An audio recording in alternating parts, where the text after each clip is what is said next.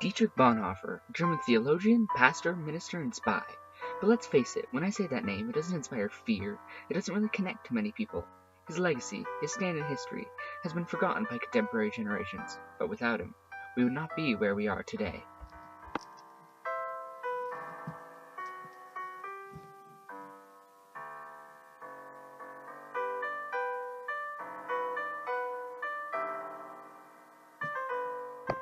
Dietrich Bonhoeffer was born in the quaint town of Breslau, modern-day Poland, a part of the ever-expanding German Empire in 1906.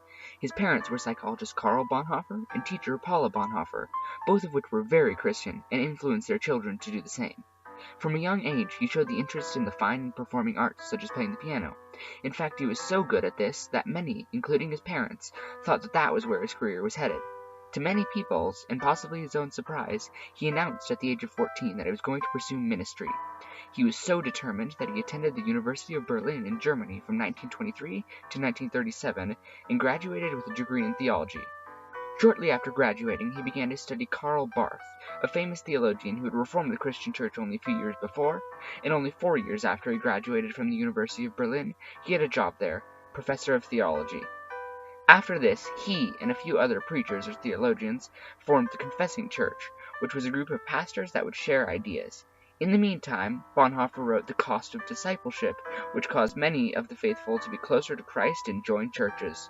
Unfortunately, this would be one of his last free acts in a free Germany, as it was about this time that Hitler was on his rise to power, and he had no room in his empire for freedom of religion.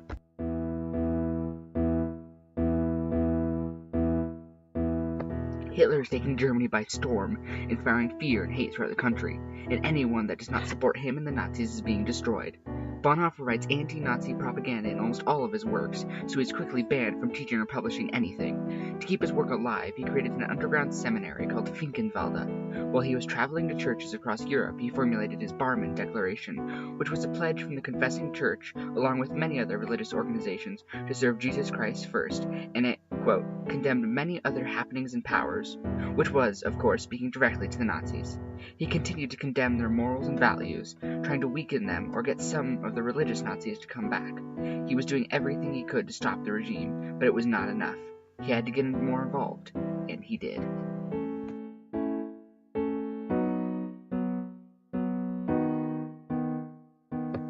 There was no way that what he was doing could stop the Nazis, so Bonhoeffer decided to take a more active role. He, along with a few others, formulated a plan to overthrow and probably kill Hitler. One of Bonhoeffer's friends in power, Hans von Stoniani, convinced the Abwehr, a German intelligence agency, to let him join, claiming that he would be helpful in getting the churches to turn to the German regime. He was tasked by the Abwehr to travel around Europe, convincing churches to join the Nazis. However, he did quite the opposite. He contacted the Western Allies in hopes that they would support the German resistance movement. He carried information for the resistance and even tried to recruit new members.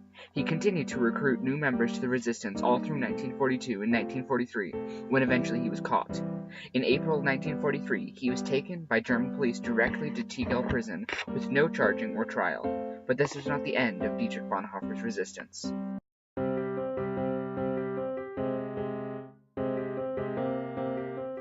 Dietrich Bonhoeffer was imprisoned in the April of 1943 by the German police for aiding and recruiting for the German resistance.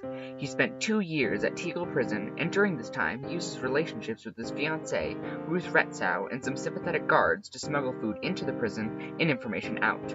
He spent the rest of his time reflecting on his life and the meaning of Christianity. He taught religion to the other inmates and wrote many documents. These were also smuggled out and published after his death in the book Letters and Papers from Prison.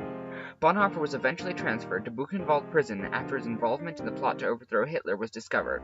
He was said to have been linked by the attempt on Hitler's life on July 20th, 1944, but, ironically, he was in prison at that time. He was transferred one last time to Flossenburg extermination camp, where he met his unfortunate death. Dietrich Bonhoeffer was hanged on April 9th, 1945. This was just 1 month before Germany would surrender in World War II and the camps would be freed. Witnesses say that at the time of Bonhoeffer's death, he knelt and began to pray. In fact, one witness said that, quote, "I have never seen a man die so entirely submissive to the will of God." However, this account has been challenged because of the reliability of the witness. In the end, Bonhoeffer's death meant life to the idea of peace.